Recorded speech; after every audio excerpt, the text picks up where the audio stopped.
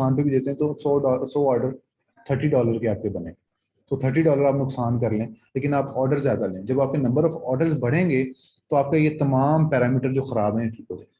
तो हमें फिर बाय बॉक्स मिल जाएगा अगर हम प्राइस कम करेंगे। जी बाय बॉक्स मिल जाएगा। ठीक है, तो आपको अब इसके ऊपर अब आप दो चीज़ें यहाँ पर टेक्निकली समझनी है। अगर कस्टमर सर्विस परफॉर्मेंस ODR बढ़ गया है तो आपको बाय बॉक्स नहीं मिलना, बाय बॉक्स एलिजिबिलिटी आपकी खत्म हो जाएगी, बाय बॉक्स आपको मिलना कम हो जाएगा। अक्सर लोगों को बाय बॉक्स नहीं ना मिलता, मेन मसला पीछे ये होता है, उसको बाय बॉक्स मिलता नहीं, ODR खराब होता है, इसलिए अमेज़न बाय बॉक्स नहीं देता। क्लियर। दूसरी साइड पे अगर VTR खराब हो गया, आपका VTR आपका खराब है, तो क्या होगा कि अगर आपका जो ट्रांजिट टाइम है वो ज्यादा शो होगा। मतलब आपने 2 से 3 दिन लिखा, आप मुझे कह रहे थे ना कल परसों 4-5 दिन, कितने दिन आ रहा था, 4 या 5 दिन आ रहा था। ठीक है, वो एक अकाउंट में मतलब ऑर्डर 2 दिन था, लेकिन वो वहाँ पे 5-6 दिन आ रहा है। फॉर एग्जांपल 1 अक्टूबर, आज 16 है तो वो 28 अक्टूबर शो कर रहा है डिलीवरी टाइम। ठीक है, उस अकाउंट पे ऑटोमेटिकली कर रहा है, वो अंडर कंट्रोल नहीं है, वो अमेज़न खुद ही बढ़ा देता है। अक्सर ये आपको मसला देखने में आएगा। तो आप जब ऐसा इशू आए तो अपना VTR देखेंगे, आपका VTR तो नहीं खराब, आपका VTR खराब की वजह से वो इफेक्ट VTR की वजह से आता है। ठीक है, अगर आपका VTR अपडेट हो गया, VTR आपका ठीक है, तो फिर वेट करें, आहिस्ता आहिस्ता ऑटोमेटिकली वो ठीक हो जाएगा, थोड़े दिन में, 2-4 दिन में ठीक हो जाएगा। ठीक है, ऑटोमेटिकली ठीक होगा, वो ऑटोमेटिकली खराब होता है, ऑटोमेटिकली ठीक होता है। और ODR अगर आ गया तो अब फिर बाय बॉक्स नहीं मिलेगा आपको। ठीक है, ODR जब इन कंट्रोल, अगर आपका बाय बॉक्स कभी ना मिल रहा हो तो आप अचानक से ज्यादा सारे ऑर्डर डिस्पैच करेंगे तो बाय बॉक्स मिल जाता है। मतलब आप अचानक से जैसे 50-60 ऑर्डर ले लेके अचानक से एक ही दिन डिस्पैच करेंगे ना उसको, तो आपका ये सारे पैरामीटर्स एकदम ठीक होंगे तो अचानक से बाय बॉक्स शूट करेगा। हमें बाय बॉक्स तो मिल लेगा, तो फिर हम सप्रेस लिस्टिंग्स, सप्रेस लिस्टिंग्स। अब आ जाए दरमियान वाले खाने में, पॉलिसी कंप्लायंस पे। अब आप लोग अगर हमारे बूट कैंप के स्टूडेंट है तो ना ODR पे आपका अकाउंट उड़ना चाहिए और ना आपका शिपिंग परफॉर्मेंस पे उड़ना चाहिए, लेट शिपमेंट रेट और ये चीज़ों पे उड़ना चाहिए। ठीक है, फिर आपने गवाया, ये आपने कुछ नहीं पढ़ा। ये 2 चीज़ें मेन है, ये 2 चीज़ें मेन है। अक्सर बच्चों के ODR पे, लेट शिपमेंट रेट पे, एमी लेट शिपमेंट रेट बढ़ जाता है, ऐसे ही उनका VTR खराब हो जाता है, ऐसे ही जो है ODR खराब हो जाता है। तो आप ये 2 चीज़ें मेंटेन रखें। अगर ये 2 चीज़ें मेंटेन है तो measure of the account is under control, कोई मसला नहीं है। ठीक है, नहीं तो आप फजूल में अपने ऊपर जो है ना वो एक परेशानी ले रहे हैं। अगर ODR बढ़ जाता है और अमेज़न आपसे अपील मांगेगा, फिर अपील मांगेगा और आपसे अपील जब मांगेगा तो वो फिर हम एक सस्पेंशन वाले उसमें डिटेल में डिस्कस करेंगे इसको, लेकिन मैं वैसे थोड़ा सा शॉर्ट सा बता देता हूँ कि उसके अंदर फिर आपको इसी जगह पे, यहाँ पे, ये जहाँ पे मैं, यहाँ पे एक अपील का बटन आएगा।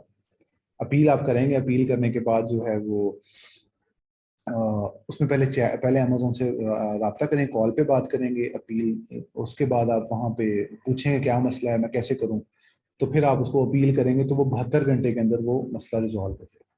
ठीक है, जब भी अपील आए और प्री अपील का बटन आए, यहाँ पे इस पे प्री अपील का बटन आए तो वो अपील बहुत जल्दी खत्म हो जाती है, 72 घंटे के अंदर वो खत्म हो जाती है। जो जो मेन अपील, मेन सस्पेंशन होती है वो डायरेक्ट अकाउंट सस्पेंड करती है। छोटी मोटी अपील, छोटे मोटे इश्यूज जो आते रहते हैं वो प्री अपील में आते हैं और आप प्री अपील के अंदर ही खत्म कर देते हैं। अब आ जाए पॉलिसी कंप्लायंस पे। पॉलिसी कंप्लायंस में ये है सस्पेक्टेड इंटेलेक्चुअल प्रॉपर्टी वायलेशन। इसका मतलब ये है कि एक ब्रांड ने ये सस्पेक्ट किया या ब्रांड ने ये सस्पेक्ट किया या देखा कि ये लिस्टिंग इस ब्रांड की नहीं है। ठीक है, इसको आपने कैसे चेक करना है कि इसका मेन चेक करने का इशू ये होता है, आप इसमें सेफ कैसे रह सकते हैं। किसी भी लिस्टिंग पे आए और उसकी कीपा पे आकर उसके डेज देखें कि उसके नंबर ऑफ डेज कितने हैं। अगर तो वो 6 माह से पुरानी है तो उस लिस्टिंग पे जाएं, 6 माह से अगर पुरानी नहीं है तो उस लिस्टिंग पे देख के जाएं। ठीक है, और ये उस लिस्टिंग पर नहीं आता, सस्पेक्टेड IP वायलेशन उस लिस्टिंग पर नहीं आती जिस लिस्टिंग पे कभी भी अमेज़न ने बेचा हो। क्लियर है जी, कभी भी अमेज़न ने पास्ट में उसको बेचा हो, सेल किया हो, तो उस पर ये नहीं आती most of the time.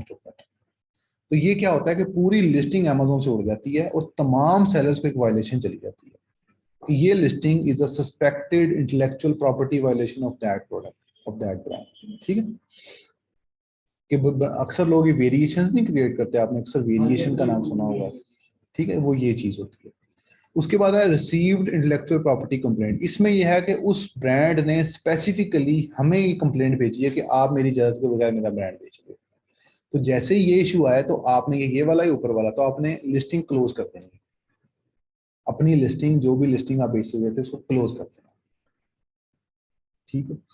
Third is a product authenticity customer complaint. इसके अंदर ये कंप्लेंट या तो कंपेटिटर ज्यादातर करता है, ये कस्टमर भी कर देता है कि वो अमेज़न को कंप्लेंट करे कि ये प्रोडक्ट ऑथेंटिक नहीं है, ठीक, काउंटरफीट आइटम मतलब जाली आइटम है, तो वो अमेज़न जो है वो आपको उस लिस्टिंग से उड़ा देता है। मतलब इसमें भी आपको उस लिस्टिंग से उड़ाता है और आईपी कंप्लेंट में भी आपको लिस्टिंग से उड़ाता है, ठीक है। आपके लिए वो लिस्टिंग ब्लॉक कर देता है, लिस्टिंग लाइव रहती है, बाकी लोग बेच रहे होते हैं। सर हम किसी तरह जस्टिफाई नहीं कर सकते कि कंपटीटर नहीं, हाँ, वो भी बेच रहा है, भी बेच रहा है, नहीं बेच रहा है, ऐसे नहीं होता।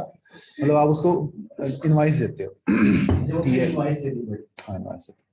प्रोडक्ट कंडीशन कस्टमर कंप्लेंट, इसमें कस्टमर कंडीशन पे कंप्लेंट करता है कि मैंने न्यू मंगवाई थी, इसने मुझे